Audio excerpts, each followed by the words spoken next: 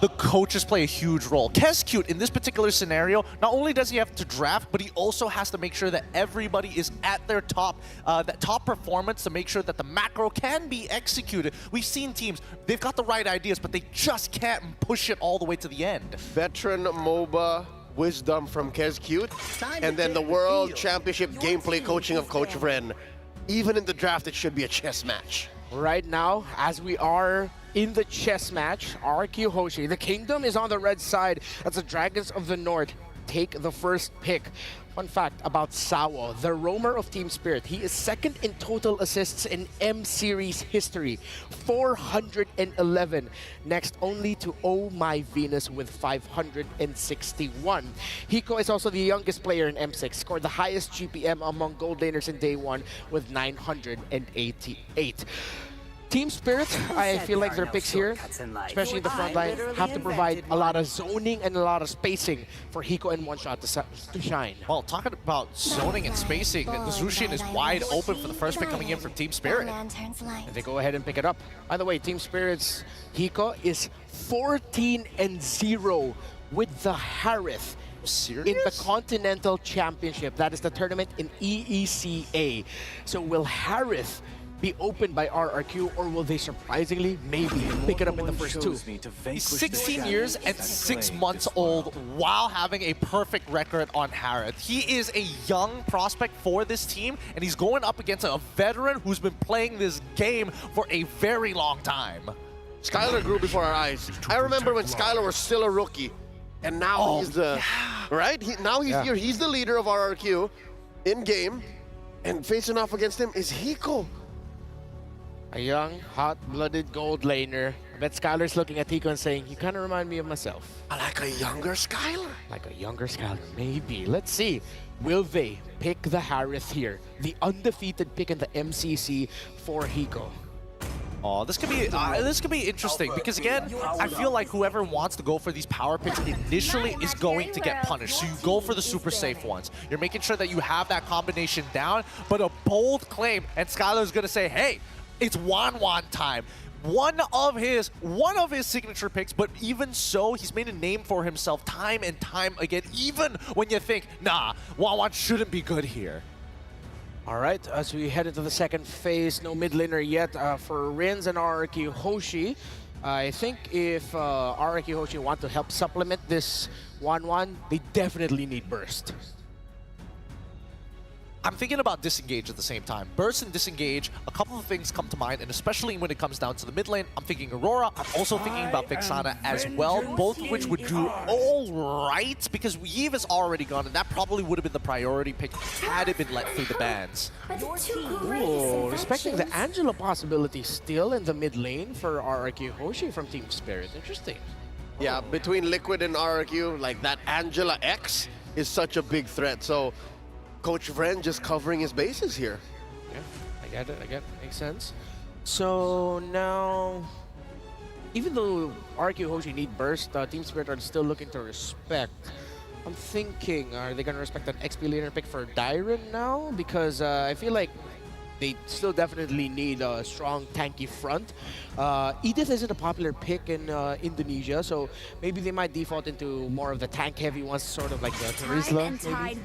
I mean, I suppose, but I think, you know, right now, Kescute is doing a good job at trying to pinch down on the gold lane, which is probably going to be the biggest problem, because if we're looking at Vren's side, right, as long as you're able to kind of deny farm from your enemy jungler, it's not going to have as much impact in comparison to eventually the scaling marksman that comes later down the line. Not to mention, there's not much burst besides the alpha at this point of time. I mean, Zushin is there, but again, she's not the quote-unquote burst hero you depend on. Oh, that's true. Ooh, low Yi. Smart, So smart. yeah, really hard focus on the mid lane here for Team Spirit. So it feels like Team Spirit are telling RRQ Hoshi, let's fight. We want this to be an honest approach to the game. No one going in for any crazy macro plays. We'll see you in the objectives. We'll see you in the river. Yep, they're letting through the Vex, letting through the Aurora. Farsa has become a more in-demand hero these days. So if you're looking at Team Spirit's draft, besides the high loss, the Farsa would be fine facing off against an Alpha or Jushin. We keep doing this. We say Farsa first, but then we need to remember that Sicilion is still an option as well. If you're looking for a scaling type of mid laner, that probably should have been the way to go. But now they're thinking about disengage. Now they have CC to complement on top of the fact that they've got a decent amount of lockdown, whether it be the Blade Surge, whether it be the G-Kundo into the way of the Dragon.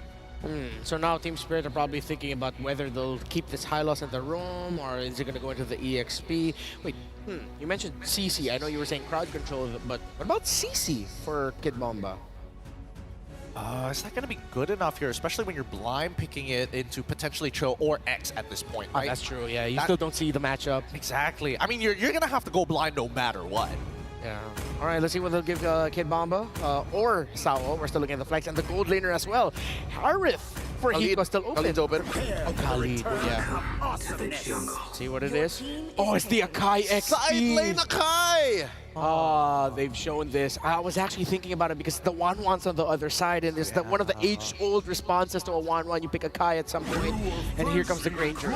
But I like this glue by RRQ. Yeah, great response here. I mean, they were expecting to have an EXP winning matchup, and I think that, Kescute has done a very good job here. Vren, very good idea with the Granger, because now Granger, Zushin, plus the high loss, an extremely deadly combo, and you have disengage on top of it. But there's a clear go for Dyren's glue. Like, he knows where to go. He knows where to find targets. 2 solid targets. Let's see if he wins the lane hard enough to do that. My question for the Dragons, will you be able to take down Skylar before he flies? Egan, Naisu, let's go. Thank you so much, panel. And I think the question, the answer to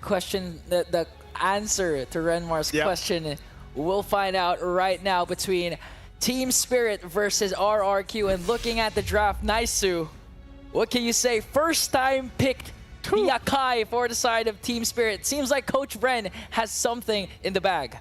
Yeah, and it's right now, maybe it's a lot of the Hello Panda we've been doing all day, but hey, I love to see it, bringing it to this matchup. It's going to be crucial for them. So right now, as we can see, RRQ Hoshi. The performance of this team yesterday was really phenomenal. Again, Edok, unstoppable, unbelievable show plays. And this time, he's rocking the same hero at the roamer. But we can see right now, Team Spirit, they're not backing down. They want to get control of the mid, and they can do so because they have high pokes, the high loss, and the Aurora. I think with that too, the fact that you have, RRQ with a they can pick off pretty well. They can get tempo set up pretty well, and this is all what we've seen so far up to this point from them. The whole Kings of the Brawl server, can they keep the tempo going? Can they set the momentum right away? That's what they go for. Even with a little early action, just for the Lith Wanderer own, keeping things in check. But I think it's up to Team Spirit to be able to go ahead and match that. And so far, they've done a pretty good job. I mean, just the preview we got yesterday. Yeah, and I think for RRQ Hoshi, they really have to even things out. But look at the Sunset Lover already with the pokes. Wow, there's already a lot of damage coming out from Edok. He's actually going to not be able to pick up the kill.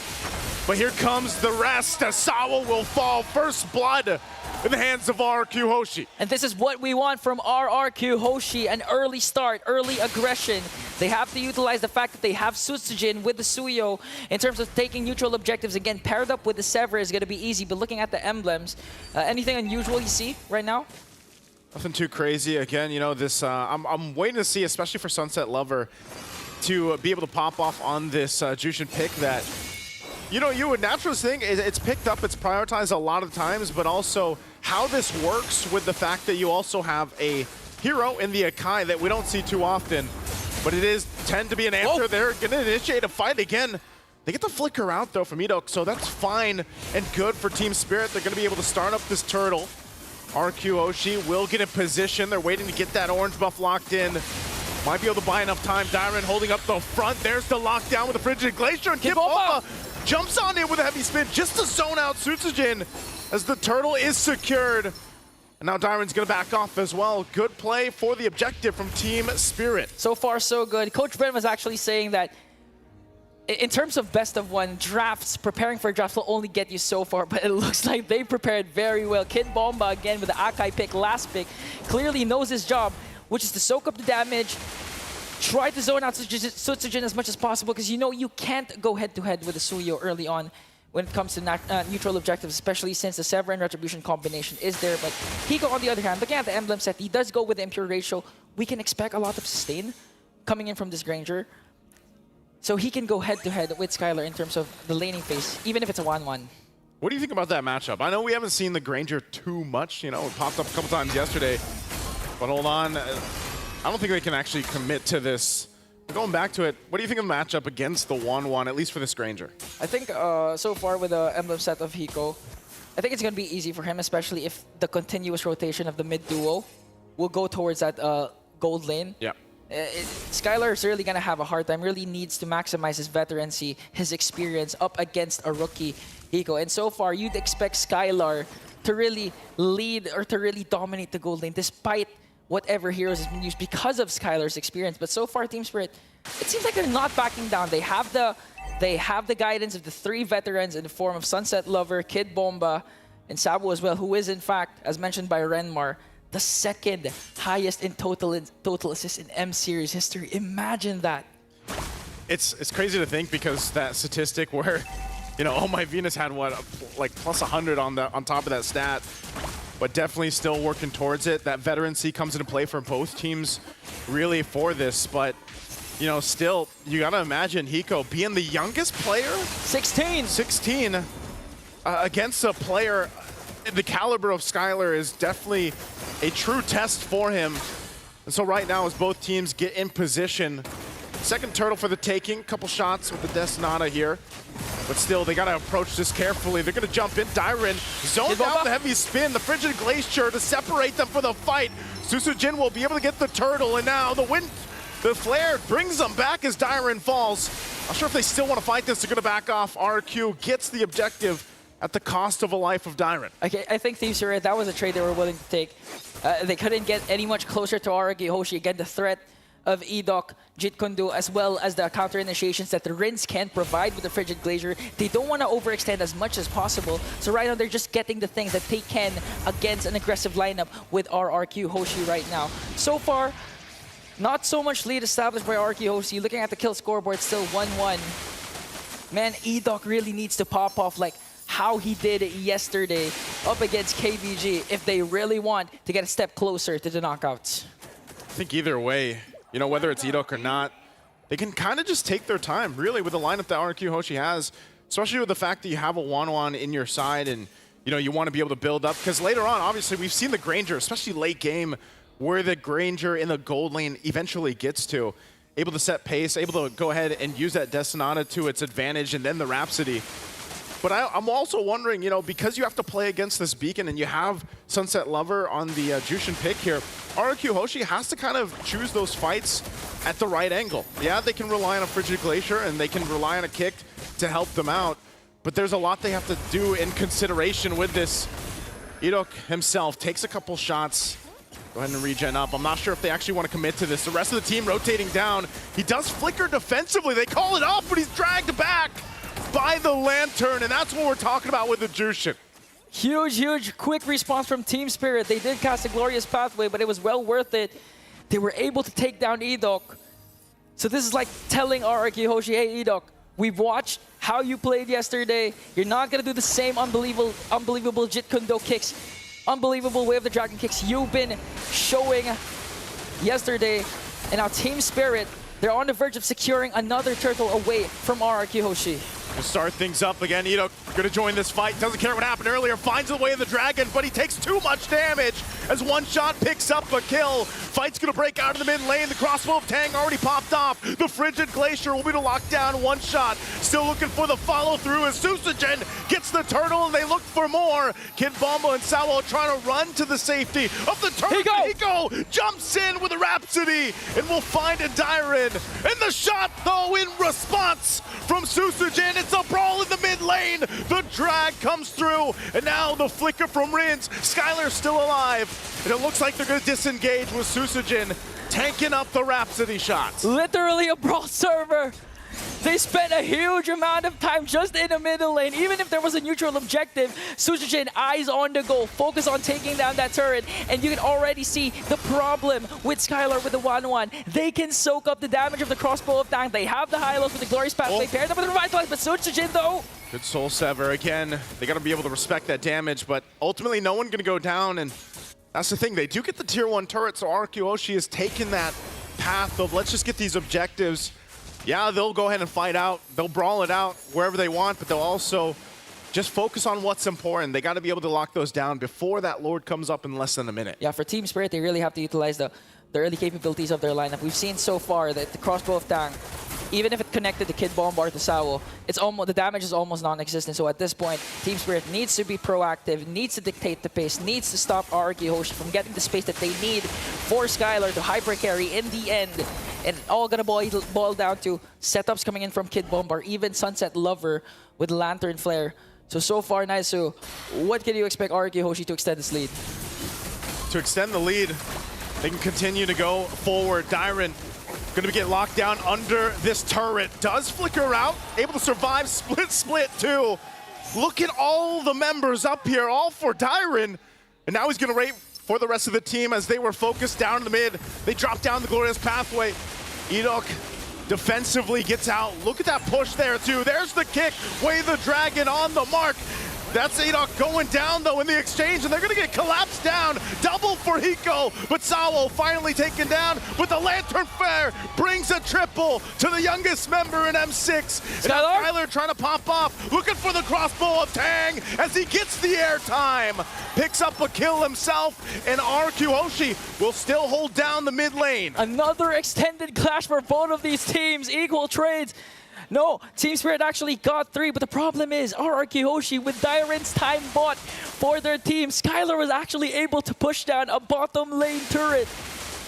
So it's still the clash, even though Team Spirit got 3 kills. RRQ Hoshi got the better of that trade.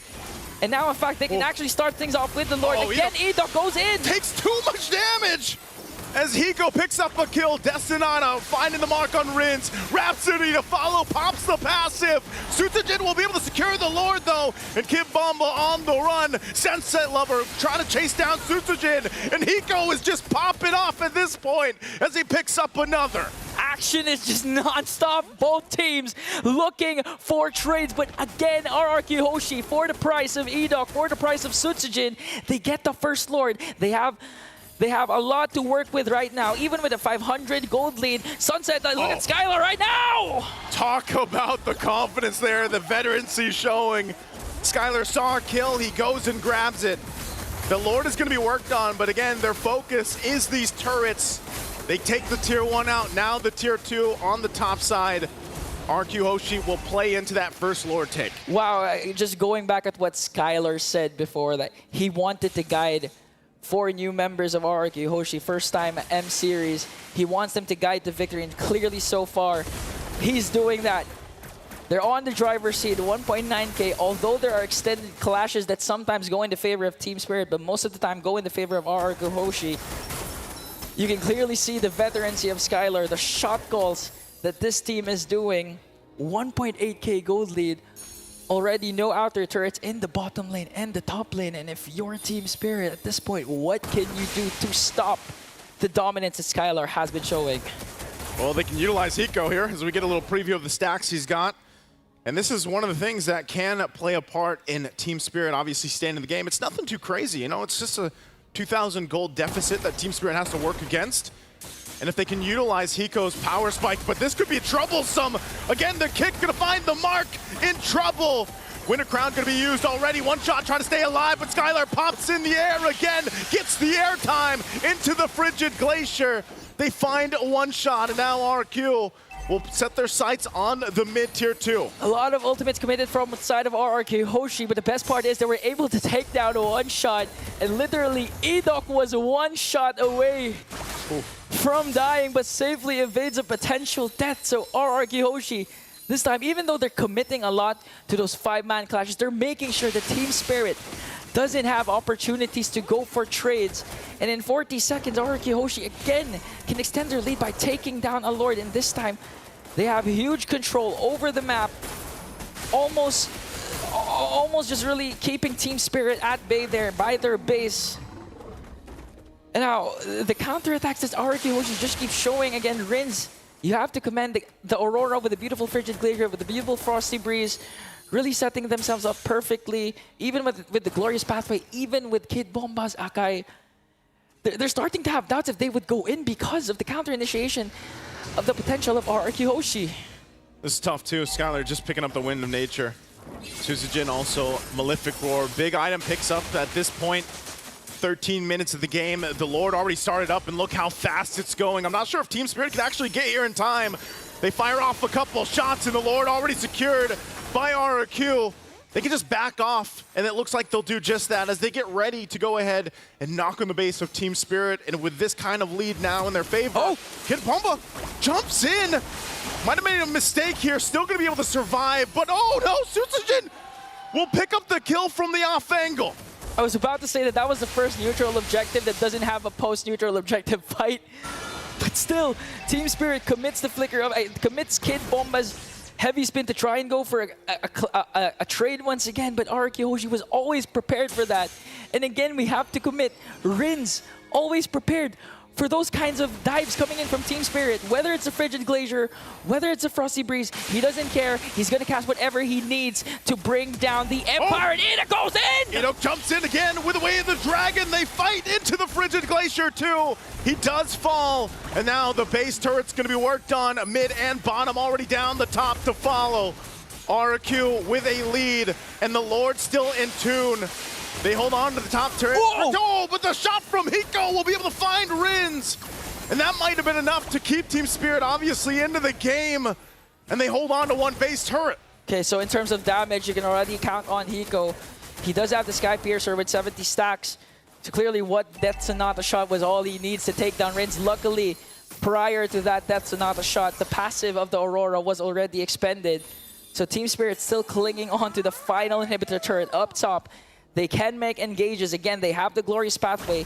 They have Sunset Lover with the Shushin. One good take like that could do things. Bomba jumps in again. Tyron the target. They're going to fire off, and again, another kill for Hiko. Another stack added. And now they look for more. RRQ on the defense. They're running. Even with two base turrets down, Team Spirit looking to make plays based off the heavy spin, based off the utility they have here with the lineup. And this is the thing. This is actually their personality. This is actually their playstyle. According to them, they perform well under pressure. Looking at the current runs in the MCC, they're always used to crawling back to the top from the lower bracket. So in terms of pressure, Team Spirit so far is unbothered. Even Hiko has a slight gold lead up against Skylar with 13.2k gold lead. But at this point, does it even really matter? Because it's all going to boil down again into the macro gameplay that RRQ Hoshi can instill against Team Spirit. This has been the story, especially with the Alpha, man. You know, it really falls behind in terms of farming. Oh, hold on, mid lane again. Kid Bulba going to jump in, finds Rins, and Rins is gone. As Team Spirit finds the pickoff right in time. We're 10 seconds away from this Lord. And without Rins, I don't know, RRQ Hoshi might have to second guess the fight, but they just want to duke it out. They're going to force Salo. He popped the Revitalize. Tyron jumps in, still has the Immortality, and one shot goes in too. But still, as they go ahead and size each other up, they'll back off. Skylar is still keeping them at bay. No one going for the Lord just yet. Again, a jump in from Susujin. They really want to limit test this, and Enoch, he could jump in and start a fight. But it looks like they back off to reset. RRQ Hoshi limit testing, just trying to buy enough time for Rins to respawn. And they can actually do this because, again, they were able to take down 2 inhibitor turrets, 1 in the middle, 1 in the bottom lane.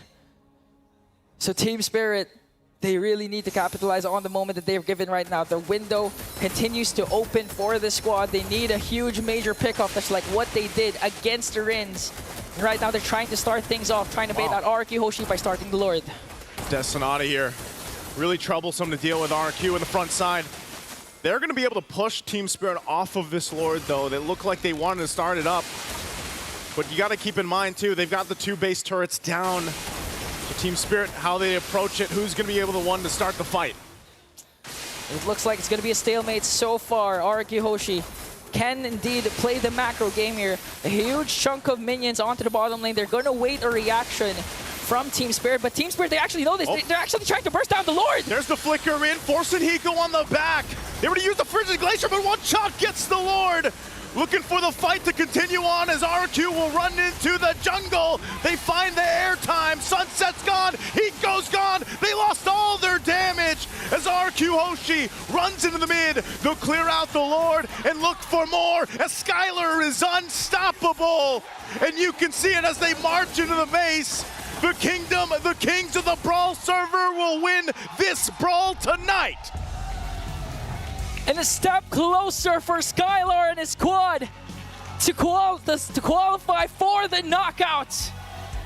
An amazing, intense performance from RRQ Hoshi. They lost the Lord, but they won the fight in the end by taking down 4, leaving Kid Bomba to fend for himself. What an amazing game, a huge performance, and a very huge win for RRQ Hoshi. That's why, panel, I need you to explain what happened during this game.